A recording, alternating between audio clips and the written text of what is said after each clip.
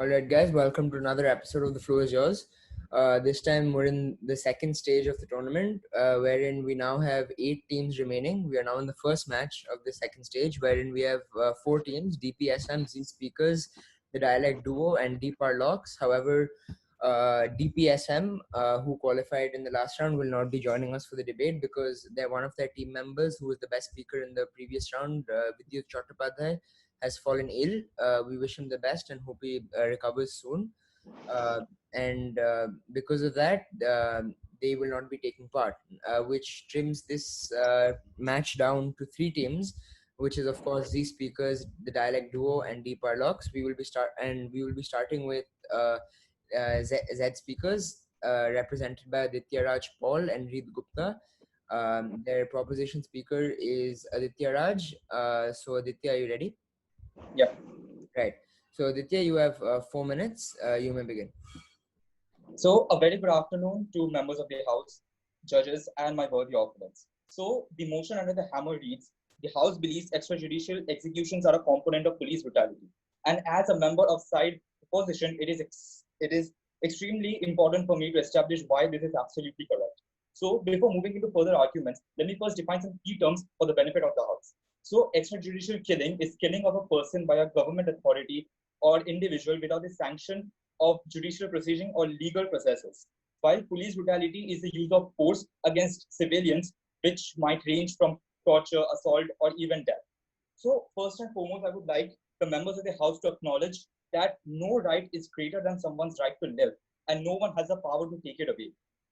And I would like the House to acknowledge that when we encourage extrajudicial killings, the amount of power that we are giving to the police personnel is unamassable, because when we hand a gun to any police officer and the pull of a trigger can actually take someone's life, the amount of power that he has is exceptional, and that power is very dangerous, and which of course leads to a lot of police brutalities that we have seen in recent past. For example, in 2014, the fatal killings of an African American teenager named Michael Brown by a white policeman. Then in 2015, the Baltimore case against Freddie Gray, and the recent George Floyd killings. All of them are an example of police brutality, and all the aforementioned examples are uh, also a form of extrajudicial killings. Now, let me cite an example from an article which I read a few days ago. It was a parking lot in LA behind in front of a grocery shop, and a truck driver, an African American truck driver, has parked his car, and he fell asleep because probably he was tired. So what happened? That two policemen came in and they accused him of being asleep in his car for some reason, and they asked him to get out of his car and put his face down on the ground. So of course he was scared because of the recent cases against George Floyd. And what he did, he got afraid and he started running. So even the policeman started running after covering some distances. What happened, that the policeman shot the person, and which resulted, while they were taking him to the nearest medical facility, the victim died. So what we must take away from this example is that the amount of power that the police hold because of the rights that they have, or because they know that these extrajudicial killings will not lead to a lot of consequences. They could have easily arrested that guy, maybe not immediately, but with some effort, they can easily arrest that guy. Maybe take any other method, but you cannot shoot someone as will result in killing of that person simply because he was napping in the parking lot of a grocery store. So this amount of power is dangerous and is something which results in police brutality from extrajudicial killings. Now, side opposition might even argue that they might bring up some examples in which the extrajudicial killings are in self-defense or by the police. So I might say in most of the cases, the victims are unarmed and they do not have as sophisticated training as policemen. So in no way, in most of the cases, they do not impose any mortal danger to the police, and in many ways, the policemen can in fact arrest that person without actually killing that person. And in order to use arms that will result in killing is just an explicit misuse of the power that is given to him, and that is why it is extremely detrimental to the human society at large. By this, I rest my case. Thank you. Fair enough. Thank you, Dityaraj. That was quite the pinpoint ending you had. So I thank you for that. We will now see what your teammate from side opposition has to say, who is Reed Gupta. Reed, are you with us? Yes, I'm there. Right. You are audible. Reed, you have 4 minutes like Aditya. And yeah, the floor is Right, yours. sir. So just to request, sir, like, could Yeah. you give me a reminder at 3 minutes? At 3 minutes remaining. Yes, sir. Okay. Go Like ahead. at when 3 minutes are over. Yeah. When 3 minutes are over, all right. Makes sense. Right. Okay. Go ahead. Right. So, members of the House, what we heard from the first speaker of side proposition, we heard some serious statements, right? So, let us now assume a hypothetical scenario, right? So, in this hypothetical scenario, a police force has been assigned to go and arrest a group of suspected criminals, right? So, when the police have have are going to conduct the arrest, what happens is these suspected criminals they resist arrest, and what they do is they try to harm the police for trying to arrest them. So what happens is the police, they are left with no other option but they have to raise arms against these suspected criminals, and they open fire. Now what happens is one member of of the suspected criminals, they get shot and one of them dies. So ladies and gentlemen, is this a case of police brutality? It isn't. But is this a case of extrajudicial killing? It is. So, ladies and gentlemen, what happens here is that we see not in all cases that these extrajudicial killings are what we usually define as police brutality. Now, let us, since we are here to discuss whether these extrajudicial killings are a component of police brutality or not, what we must realize is we must not get into the legal or moral implications of these extrajudicial killings by the police. What of the extrajudicial killings, what we must focus upon is the fact that whether these extrajudicial killings are a component of police brutality or not. That's it. We are not supposed to be discussing the moral or legal implications of these, right? So now, some time back when I was researching for this debate, what I did was I basically looked up for the top 20 prominent cases of extrajudicial killings, right? And out of those top 20, not did I find one, and I repeat, not even one killing in which the police were involved in any way. So when we talk about the most prominent cases of police brutality, of extrajudicial killings, we see they are usually done by the state agents or the military, or the armed forces of the country. Not in any of the major cases is the police involved. So how can we make this a case of police brutality? Now, ladies and gentlemen, let me take you back the 2nd of May 2011, 1 p.m. Near an isolated compound in the Khyber Pakhtunkhwa region in Pakistan. It was known as Operation Neptune Star. So what happened was a group of US Navy SEALs basically killed a person with the name of Osama bin Laden.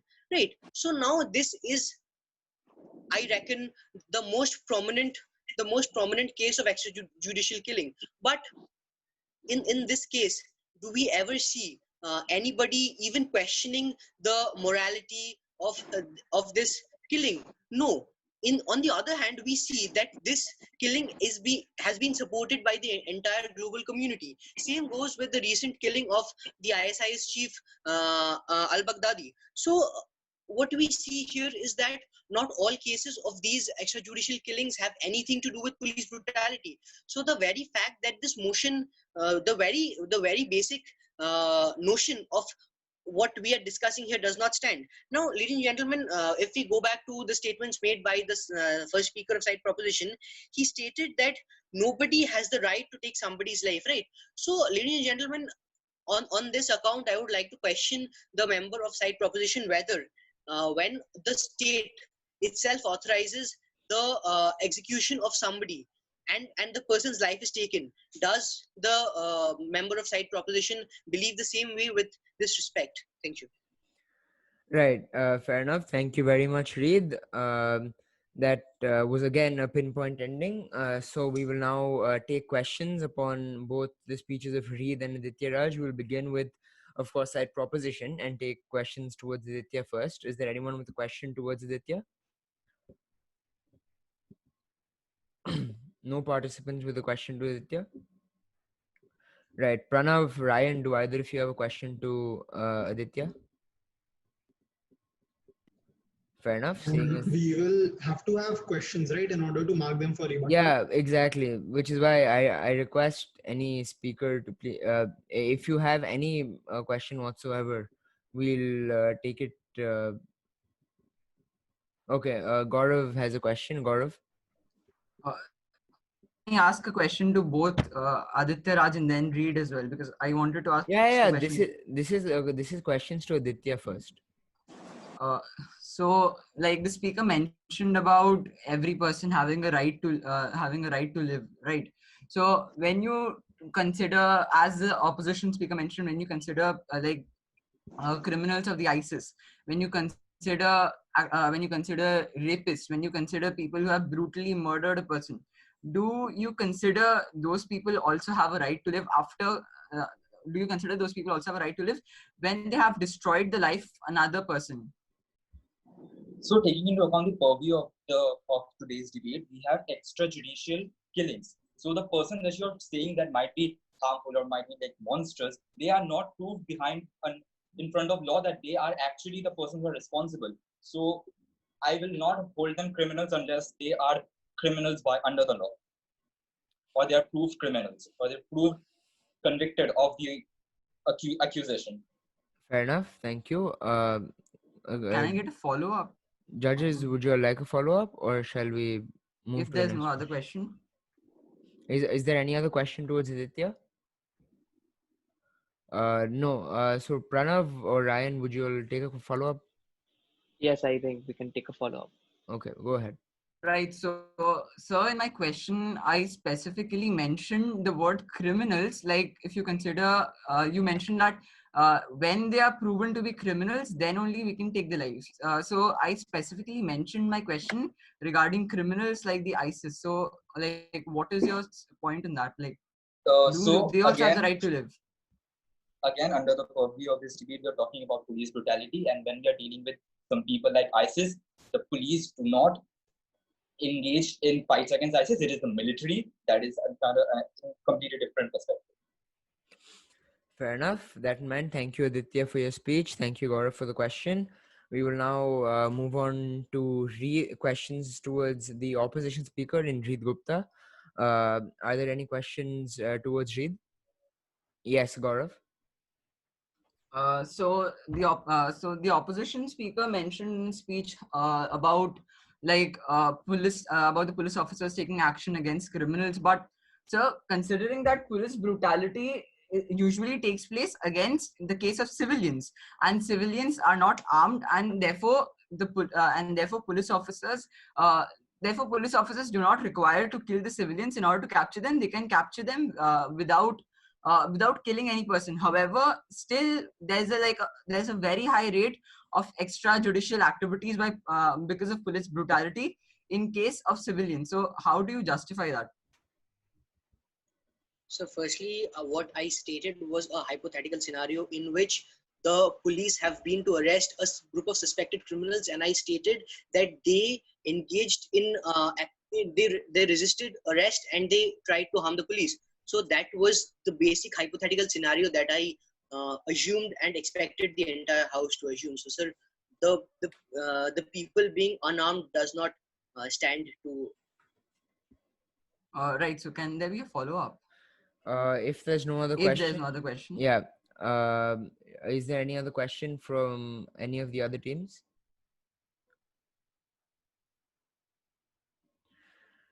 Right. Seeing as there are none, I think we can take your follow-up. Right. So I understand the situation of about criminals, but sir, police brutality does not apply in the case of criminals. It applies in the case of civilians. And when there is a lot of extrajudicial killing in civilians, if you take the example of George Floyd, if you take the example of the extrajudicial killing by the Nigerian police force, like there's a lot of killing by extrajudicial killing of civilians by the police forces. So how does it not justify the motion? So right, sir, when we talk about the George Floyd case, sir, no matter which side I'm on, if I'm on side proposition or side opposition, it doesn't matter, sir. I do condemn the killing of George Floyd, right, sir? Sir, every human being with a moral set of conscience will always condemn this act, right? But sir, just one or two such instances do not just justify the entire case, right? Sir, if we go back to the Nigerian issue, as you stated, sir, in Nigeria, sir, what happens is these these police brutality which takes place and the extrajudicial killings, sir. What happens is Nigeria is very much inflicted by the terrorist group of Boko Haram, right? So, sir, when these things happen, sir, what we must understand is that when these civilians, when the police does something against these civilians, so what happens is there is a high chance of there being connection between the civilians and the terrorist insurgent groups working in Nigeria, right? So, sir, we cannot just directly Reed, assume the keep it fact. short, please. Right, sir, I'm done. All right. Fair enough. Thank you. Thank you, Reed, and thank you, Gaurav, for attacking both sides of the speakers of the team. That in mind, Pranav, Ryan, do you have a question towards Reed? Right. Fair enough. So that in mind, we'll be moving on to the second team now, which is the dialect duo represented by Gaurav Rampuria and Achintya Nevatia. I request the both of you to identify your proposition and opposition speaker. Right, Gaurav, I'm the proposition speaker. proposition. And Achintya's opposition. Right. So Gaurav, being the proposition speaker, like all the others, you have 4 minutes to speak. Are you ready? Right, so I'm audible, right? Yes, you are. You are both audible and visible. Gaurav, you Yeah. have 4 minutes. You may begin. 8 minutes 46 seconds. Yes, ladies and gentlemen, 8 minutes and 46 seconds was how long George Floyd, a black American, was choked by a white police officer before he finally met his demise. And why did he suffer this fate? Did he murder someone? Did he rape someone? No, ladies and gentlemen. No, ladies and gentlemen. He had just bought a packet of cigarettes with a counterfeit $20 bill. And this is a prime example of why extrajudicial killing is a component of police brutality. He could have been detained according to the law by the police officers, but the police officers went the extra step and took the decision to kill him without any legal authority. A very good afternoon to all members of the House. As the second speaker of the proposition, I firmly support the motion and will explain. I firmly support the motion and will explain you how the motion stands. So, ladies and gentlemen, what we need to discuss is to what extent can police officers take action on issues.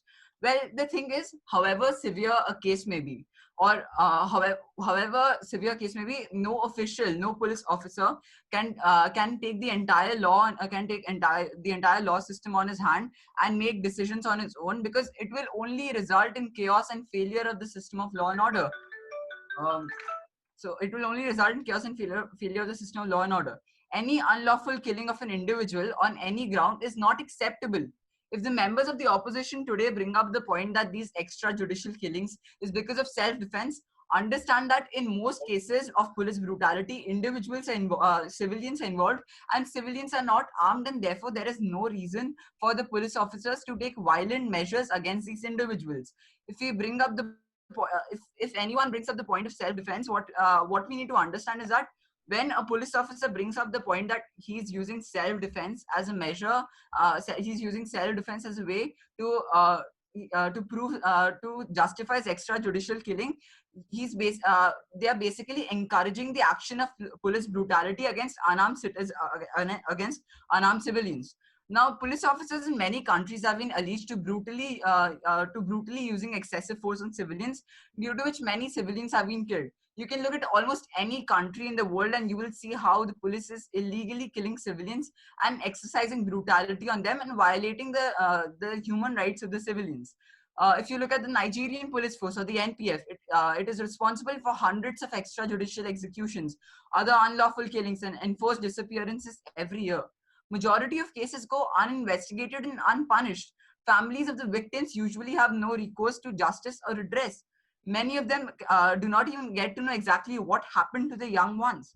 If you take a look at the Jammu and Kashmir issue itself, we can see how excessive the police brutality in the region has become since the revocation of Article 370.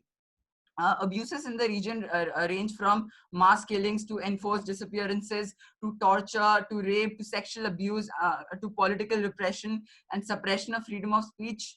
If you remember the shooting of the 4 suspects of the gang rape and murder of Priyanka Reddy by the Indian police, there were tensions arising in India that such actions would increase the scourge of extrajudicial killings in a nation grappling with such high levels of sexual crimes and a notoriously slow judicial process. And there are tons and tons of more examples which indicate that police brutality causes unlawful killing of civilians, which clearly proves the point that extrajudicial killing of civilians is a component of police brutality. So, in conclusion, members of the House, here I've given you various examples of how police brutality has caused unlawful deaths, has caused the unlawful death by the unlawful killing of thousands of individuals by police officers, be it in Nigeria, be it in India, be it in the US. The unlawful killing of these individuals and the violation of their civil rights, because of police brutality, immediately makes it a situation of extrajudicial killing, and therefore the motion stands. Thank you. Fair enough. Thank you, Gaurav, for your speech. Just one. I had a question. Did my audio lag in between because I was getting a call? We could hear you loud and clear, Gaurav. Okay, Trust me, thanks. it was all right. That in mind, thank you, Gaurav, for your speech. We will now see what your teammate Achintya from the opposition has to say about this motion. Achintya, are you with us? Yeah, am I audible? Yes, you are. You're both audible Yeah. and visible. Achintya, you Yeah, have... and Suryansh, could you just tell me when only 1 minute is left in my speech? Yes, will do. Achintya, the floor is yours. Yeah. So, members of the House, extrajudicial killing is primarily for protecting someone's rights, life, dignity, especially in the cases of rape and murder, where an action was eventual to happen. But the police have to prevent that, and it is in the case where there is no alternative mean but to put down the person who may have reacted by violent means. Now, all here have been considered that all the members of the proposition have considered that extrajudicial killings happens only in the case of civilians, but that is not the case. It also happens in the case where there is victims, and police's priority is to protect the victims. And members of the House, let me also remind you that an investigation happens in almost all of the cases following an incident where the police has killed somebody to determine whether it was police brutality indeed or an extrajudicial killing, which just signifies my point that there is a difference between the both of them.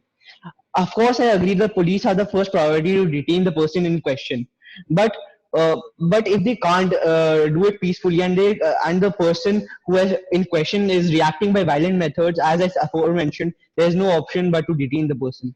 Section 3 to Section 300 of the Indian Penal Code said that if it is in the interest of public justice and peace, it is culpable homicide which does not amount to murder. It is an important duty of the judiciary in consideration of the laws of the land, which they deem what it is a police brutality or an extrajudicial killing.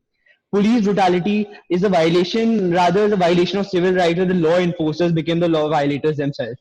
This happens when they employ excessive means which were not necessary, as in the case of George Floyd Indy, where they used force which they shouldn't have as a personal prejudice of the white against the black. And that is police brutality, not extrajudicial killing. It's a matter of unnecessary enforcement, which is not the requirement of the situation.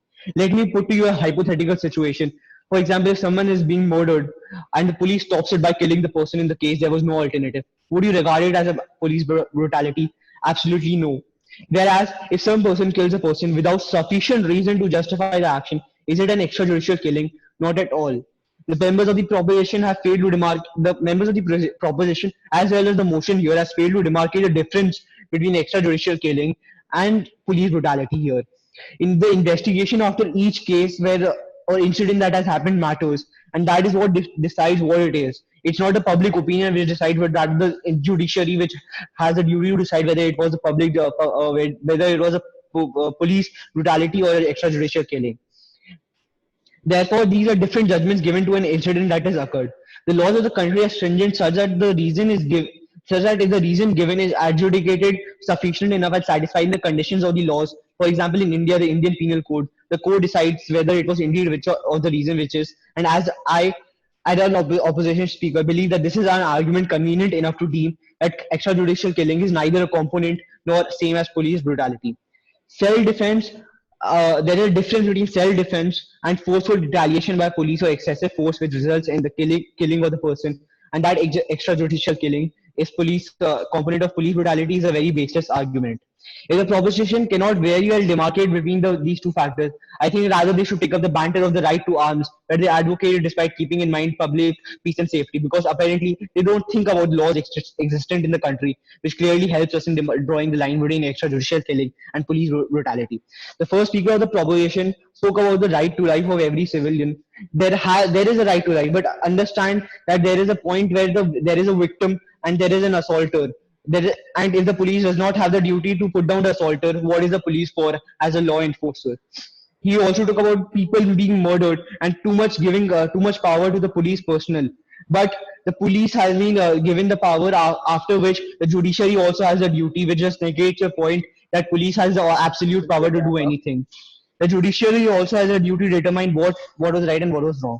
And after the George Floyd incident, in which they stated the police was suspended, and it was not only the part of the public protest that took place, but also the Wrap up. duty of the judiciary to determine what happened, and that was a police brutality and not an extrajudicial killing. Therefore, just a last concluding statement. Concluding statement. Therefore, it is a very baseless argument of the proposition to say that any killing by the police is extrajudicial killing. Thank you. Fair enough. Thank you, Chinthia. Judges note that Chinthia has crossed his time by about 30 seconds. That in mind, we will now be taking questions to both these speakers. We'll first take questions to the proposition in Gaurav Rampuria. Is there anyone with a question? Please voice yourselves. We'll take Prakar's question, followed I'm by there. I'm there. yeah. We'll take Prakar's question, followed by Reed. Okay, yeah. Sir, when you talked about the George Floyd case, now we understand that yes, he died, but as per the autopsy report, there were several other medical factors even involved in that. It was not solely because of the police person putting his knee on his neck. The autopsy report did say that there were several other factors involved. Now, if this happened by mistake by the police officer, would you still, if such cases happen by the mistake of the police officer, would you still consider it extrajudicial killing coming under police brutality? So there's a line between doing something by mistake and doing something on purpose. You cannot choke a person for almost 9 minutes by mistake. How does that statement make sense at all, sir? If you choke a person for 9 minutes and then in the autopsy report you mentioned that there are some other cases, they're not regarded. The predominant reason for his death was that he was choked for 9 minutes by a police officer. Yeah. Fair enough. Thank you, Gaurav, and thank you, Prakhar. We'll take Reed's question. Right. So the member of side proposition spoke about the killing of the people accused of the Priyanka Reddy case, right? So, sir, let me quote the official report of the killings, right? So it states that all the four accused got together and they started attacking the police party with stones, sticks, and other materials, and also snatched away weapons from two of our officers and started firing. Right. So, sir, given this scenario and given these statements in the very official police records of this case, does the the speaker of side proposition, still believe that these extrajudicial this shooting of the four suspects should not have taken place? So I didn't mention that whether the shooting of the suspects should have taken place or not. I mentioned that when the shooting took place, there was a scourge in the country. There was a wave of scourge in the country that people of the country felt that there would be an increase in the rates of extrajudicial killing because of this rate. I'm not mentioning whether I felt this should have taken place or not. What I'm just saying is that because this particular thing took place, there was an increase. There was a feeling. There was an increase in the people of the country felt that there would be an increase in extrajudicial killing. Fair enough. Thank you, Gaurav. Thank you, Reed. Sir, is a follow-up allowed? No, we won't be taking a follow-up on this one because Right. we've had two questions. Pranav or Ryan, do either of you have a question to Gaurav? I'll ask a question. Okay, go ahead. Okay, so it's a simple question. in your definition and understanding of extrajudicial killing, does extrajudicial killing only encompass encounters or deaths of innocent civilians? Not necessarily. My definition of extrajudicial killing encompasses the unlawful killing or the killing of a person when it is not when it is not mentioned by, basically when the judiciary does not give the permission for you to kill a person, but you're killing the person without the any person without the permission of the judiciary. That's my definition of extrajudicial killing. Okay, so will you make a distinction between an extrajudicial killing that happens in the case of a convicted terrorist or convicted rapist, and a distinction between a extrajudicial killing made to someone who is innocent, or an innocent civilian as you label it? So do you make a distinction that this is one kind of extrajudicial killing I will allow or I'm okay with, and this is one kind I'm not okay with? See, the thing is, we are not okay with any kind of extrajudicial killing. It depends.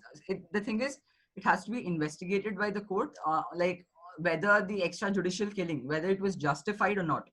Because if whether it was justified or not, and if it is justified, then it's a different issue. But if it is not justified, then we're not okay with any extrajudicial killing. Fair enough. Thank you, Right. Gaurav. And thank you both, Ryan and Pranav. We will now take a question towards. We will now be taking question towards the opposition speaker, which is Achintya. We'll take a question first from Aditya Raj, and see if anyone else has anything to say. Aditya, go ahead. So, sir, you talked about that even after extrajudicial killings by police officer, investigation is gone through, and in the case of George Floyd, the police force was suspended. So let me cite you an example. What happened in France in 2015 was Mr. Cedric. He was choked to death, and his last words were "I'm suffocating," which is extremely reminiscent and echoes the case of George Floyd. And this happened in 2015 and resurfaced right now. So nothing happened against the police officer. And do you believe that even after such a different kind of judicial systems in different countries, it gives the right to the police officer to kill someone just and then after investigated without having any regard for the victim's family or his victim's family and everyone at large? So could you just repeat your question in a more concise manner? Is precipitated, please, Aditya Raj. In 2015, Mr. Cedric of France was killed on similar lines like Mr. George Floyd, and his last words were "unsuffocating." And this resurfaced in 2020, that is 5 years after the killing. So, in a first world country like France, where we can assume that there is a very good judicial system, this is happening. How do you justify that a police may be given the right to kill someone and then just expect that investigation will happen and he will be convicted without having any regard for the family of the victim? So firstly, the motion is not only limited to France and its judicial system, it's on a worldly perspective. It's not only limited to France, it's also applicable in other countries. And as for the France, the government may be inefficient. If the government is inefficient, that's not that the government inefficiency cannot be is to be highlighted here, that the government is inefficient when they talk about the laws of the land, when they talk about the judiciary, when they talk about the executive. And in that case, the people can go and elect another government. Can I have a follow-up? Preferably not, but if it's pertinent, Ryan or Pranav, should we take a follow-up?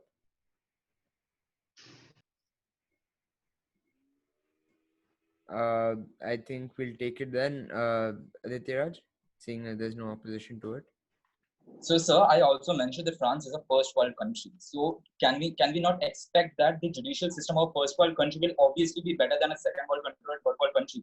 And keeping in mind that there are very less first world countries in the world, we can expect France to be a leading example.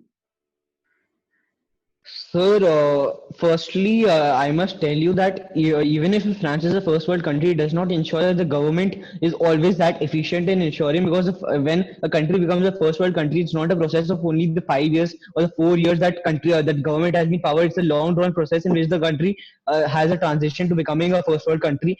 And in that process, the government may be blamed for having an inefficient system in which they did not in which the judiciary did not take the appropriate action in reaction to the incident that took place. Right. Fair enough. Thank you, Ditya, and thank you, Achintya. We'll now see if Pranav or Ryan have a question towards Achintya. Do either of you have a question? Fair enough. That in mind, we have gone past now both Z speakers and the dialect duo.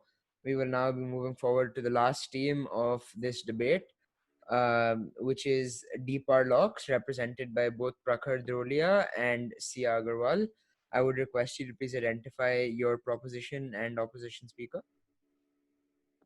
Yes, proposition and opposition. Right.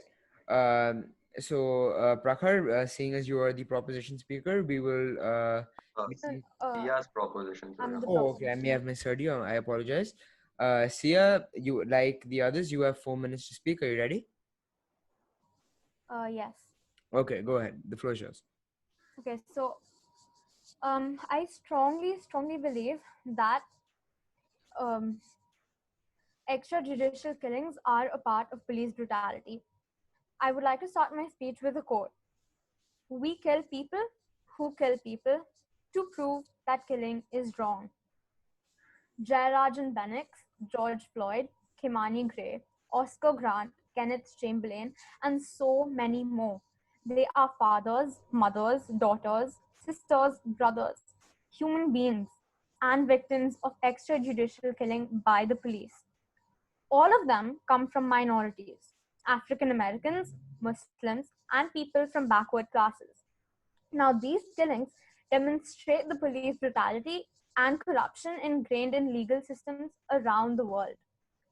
Now, the police has become the judge, jury, and executioner among the working class and poor.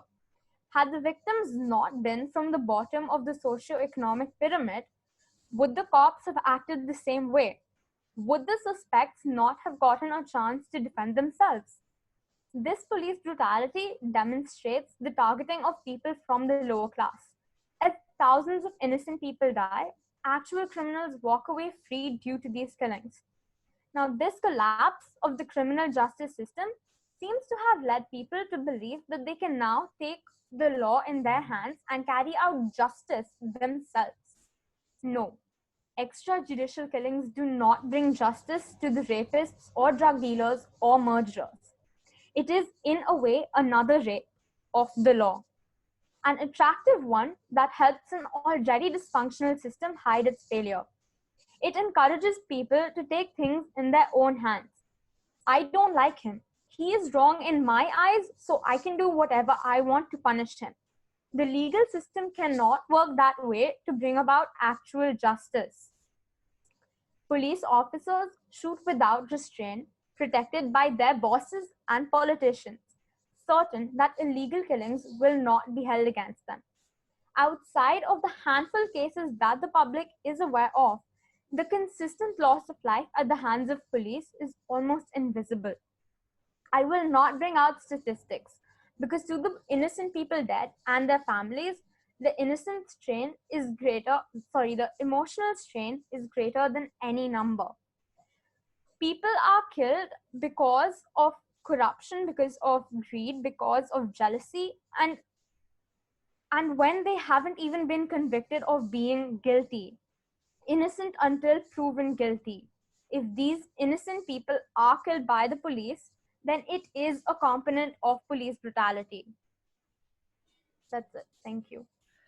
Fair enough, Sia. Thank you, Sia, for your speech. We will now see what your proposition speaker has to say in your duo. That in mind, Prakhar, are you with us? Yeah, can you hear me clearly? Yes, we can. Prakhar, are you ready to speak? Yeah, right. Okay, so seeing as you have 4 minutes, the floor is yours. Okay. So the Batla House encounter in India was termed as a fake encounter. Investigations rubbished such claims and told that yes, there was firing on the police and it was done in self-defense. Vikas Dubey's killing was termed as intentional extrajudicial killings by many media houses without any valid proof.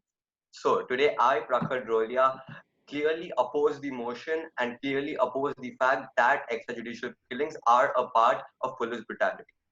It is important to first of all understand the difference between what an extrajudicial killing is and what police brutality is. They have a difference which has been diminished by today's biased media and the people who want to run a propaganda against the police. So, what is police brutality? It is often defined as a civil right violation where uniformed police officers exercise undue or excessive force against a subject who is known as the victim to police brutality. Whereas extrajudicial killing is the killing of a person without the order, consent, or warrant of a proper judicial court for execution or death sentence to that person. So let us now talk facts. Out of most of the encounters which are termed as fake encounters and brought under extra intentional extrajudicial killing, most of them are later on found out to be encounters in self-defense by the police or because the situation was getting out of matter. Let's talk one thing. Reality is not a movie which is directed by a good director. When there is action in reality, when there is so many bullet firings going on, when the accused is running away, then the police does not have control over where the accused will run, how will he run, the gravity, the wind, anything which will affect where and how the bullet goes and hits the victim. So when a police fires a bullet because the accused is running away and is evading proper arrest, which is allowed by the law, that the police can go to any extent to arrest a person, and by chance it goes and hit the person at such a place that by the time the police are able to get that person to a medical care facility, that person dies, then that is not the police's fault, because they do not have control over all the factors that were involved over there, over all the action over there. So now let us talk a recent case. Let us talk about the encounter of Vikas Dubey, which was there all around Indian media for around 2 whole days. So let us talk about this. Vikas Dubey was not only accused of killing 8 policemen, but he was also accused of several other rapes and murders. Now, his encounter was termed as a fake encounter by many people and the media. But there is no such proof as till now that it was an intentional killing of him for revenge. Neither has it been proved till now that there was any brutality or torture on him. So hence, first of all, the killing was done in self-defense as the police claims, and we should trust the police. Second of all, there was no torture done on him, so that means there was no police brutality done on him, and he died in a process of self-defense by the police, and hence this killing was not a part of police brutality. Now we come to the topic where people talk about Jairaj and Bennett. The, the case is still under investigation and there is no proof that police brutality led to their death. People also bring in the factor of racism at points where there is no such factor actually involved. If a person with color does a crime, he should be convicted, and if a person dies in this process without any such intention, which is not at all in many cases, then that is not extrajudicial killing under police brutality. And hence, I would like to say that the whole intent is different in both cases and the whole scenario is different, and hence extrajudicial killing is not a part of police brutality. With a pinpoint ending to your speech, thank you very much, Prakhar. We have now come to the end of all the speeches for this debate. We will wrap up the question rounds from the participants to deep our locks before we move on to the audience questions, if there are any. We'll take first questions to the proposition speaker, which is Sia Agarwal. Are there any questions towards her?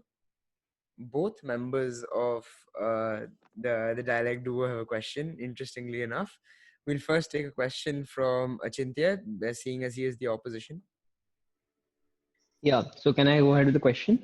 Yes, you may. Yeah, so the the speaker of the proposition said that it's the inability of the legal system that's blurring the lines. That is the reason why police brutality and extrajudicial killing is the same. So do you not believe in the fact that the actual implications is matter and it's not subjective to only one country in the world? I'm sorry, I didn't exactly Yeah, understand. specifically that, please. Yeah, I don't. Yeah, so I'm saying that the speaker spoke about how it's the inability of the legal system which makes police brutality and extrajudicial killing the same. But I question that do you not believe that the actual implications matter, and it is not only subjected to one country in the world in which the legal or and judicial system has failed. Now, in no country of any part of the world, the legal system is perfect. And if innocent people are being killed, then the legal system has to be at fault till a certain extent for the police and the people who are killing the innocent ones to get away with it. Does that answer? I hope that answers your question. Hopefully it does, because we will not be taking any follow-ups on this question. Thank you, Chinti, and thank you, Sia. Gaurav, we'll take your question and then move on to Ryan and Pranav. Right. So the proposition speaker mentioned, and I quote, extrajudicial killing is another rape. So if you take the example of the Priyanka Reddy case that recently happened, as one of the speakers also mentioned, the rapists, they attack the police officers with the rapists attack the police officers with stones and with other objects. They basically attack the police officers, and therefore in self-defense the police officers killed the rapists. So in that case, how is your statement justified that extrajudicial killing is also another rape? I mentioned that extrajudicial killing is another rape of the law. It has nothing to do with actual rape of women or men. So I don't know how you can connect the 2 points. Will there be a follow-up, because she did not mention No, of no, no. law? We will not be taking a follow-up. I think that question is very well answered. Thank you, Sia, and thank you, Gaurav. We will now be taking questions from the judges, Pranav and Ryan, if you two have any. Right. I have just a logical question. Do you think that extrajudicial killings are increasing because the efficiency of the judiciary is depleting, or the independence of the judiciary is being hampered? Is there any correlation between those two factors? I mean, well, a lot of times extrajudicial killings happen because of pressure from the public, because the judiciary doesn't, do its work properly. So, yeah, they are correlated.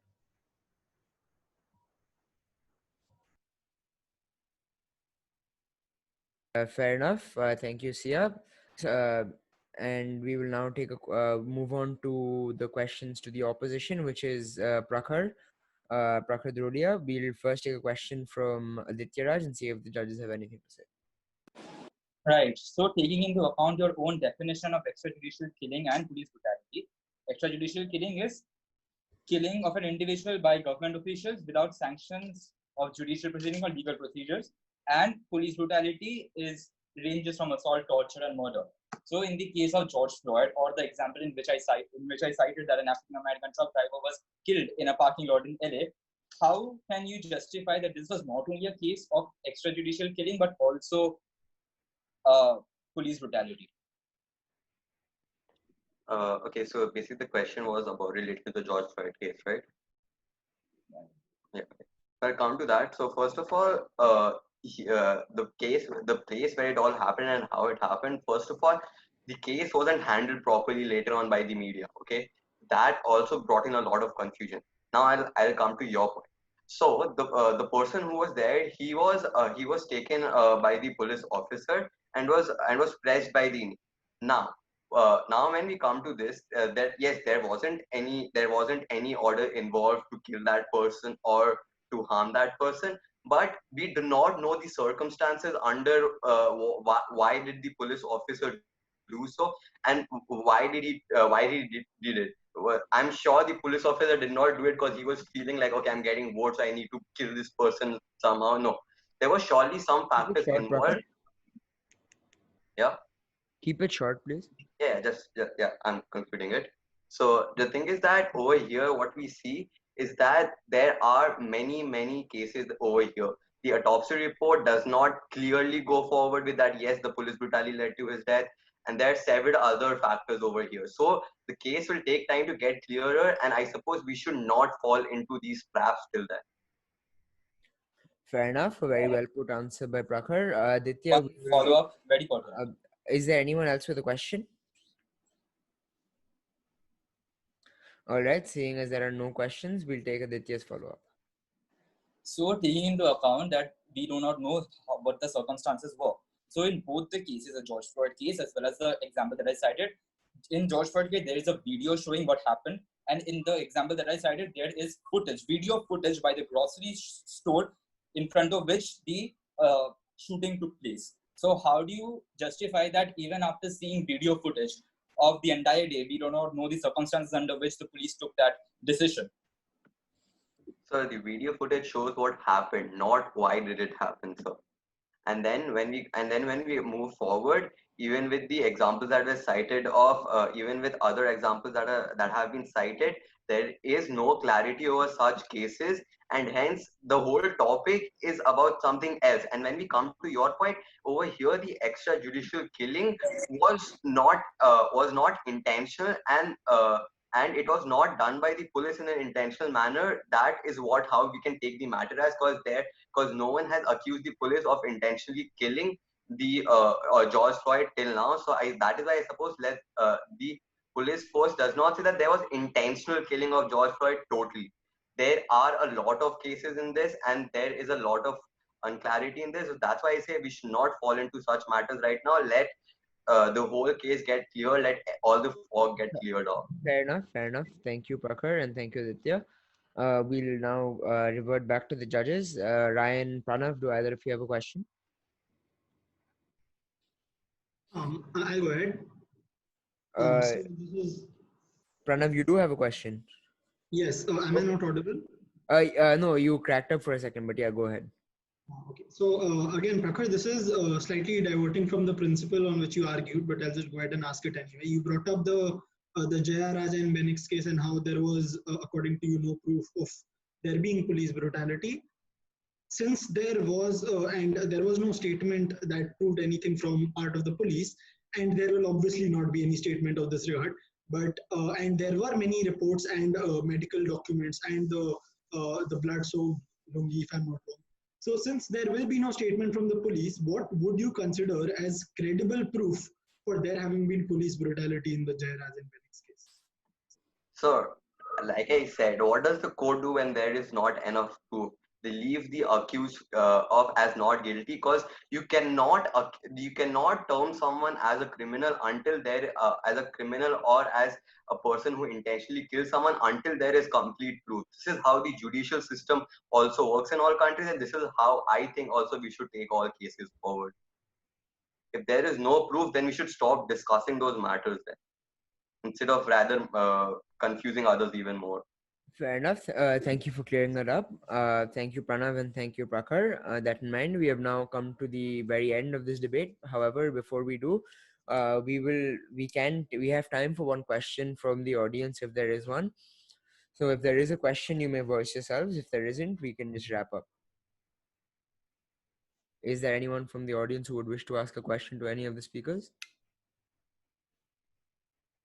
Fair enough. Seeing as there are none, we have come to an end of this debate, and before we move forward with the marking, before releasing the results of the debate and who qualified and the best speaker, I would like to personally bring up that this tournament edition of The Floor Is Yours is in association with Project Suffer, a social organization dedicated towards helping migrant workers return to their homes safely and securely as soon as possible in this time of coronavirus. Throughout their work, they have this month itself, they have helped over 153 migrants get back to their homes safely and soundly, and have had no COVID cases emerge whatsoever.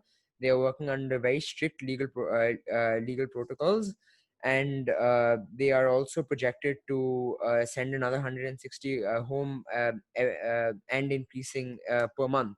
Therefore, all the proceeds of this tournament edition will go to them, and we will be accepting any amount of help in terms of donations to their amazing work via Google Pay, Paytm, and a direct transfer for which you can contact us on our Instagram page. That's what that was, and we will guide you through the process. That in mind, I will not take any much more of your time and let Ryan and Pranav express their views on the debate we had today, and subsequently release the best speaker as well as the two teams that have qualified to the final round.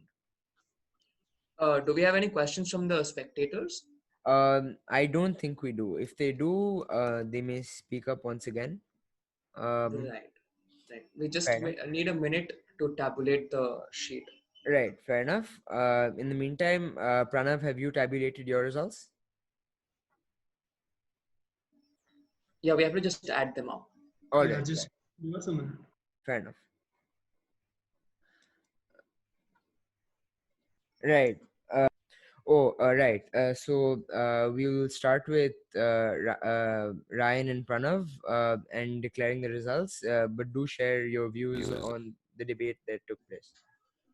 Right. So I think it was really unfortunate that one team missed out. I think the speakers had a lot of potential given that one of them had won the Best Speaker award. It was a very good debate. It was a very important debate given the circumstances that we're living in right now. Police brutality has become sort of mainstream, a very mainstream issue. And I think the speakers dealt with them really well, the topics. The thing that they could have done, they could have broadened the topic a little bit. I think we were a little constricted in the way we were debating. And the fact is that no one really, I think someone from the proposition could have come up and explained how it is a component of the word component was not focused on very well in this debate.